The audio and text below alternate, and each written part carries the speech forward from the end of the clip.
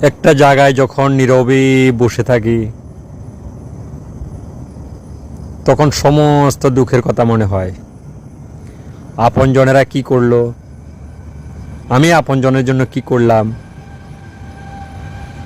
কে আমাকে নিয়ে কতটুকু ভালোভাবে, কে কতটুকু আমার জন্য চিন্তা করে, সময় বলে দেয়।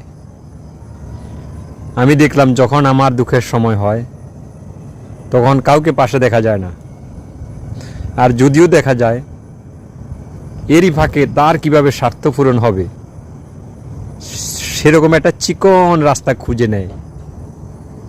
কিন্তু আমরা যখন একটা মানুষের উপকার কিংবা ভালো একটা কাজ করতে যাই, উজাড় মনে, ভালো মনে, নিঃস্বার্থে নয়, স্বার্থবিহীন, যাতে তার কাজে লাগে সেই চিন্তা করি আমরা ওই কাজটা সম্পূর্ণ করতে চেষ্টা করি। কিন্তু আপনজনেরা নিশ্চয়ই একটা চিকন একটা ছিদ্র রেখে দেয়, অথবা আপনাকে খোঁটা দিবে যে আমি তোর জন্য এই কাজগুলো করলাম।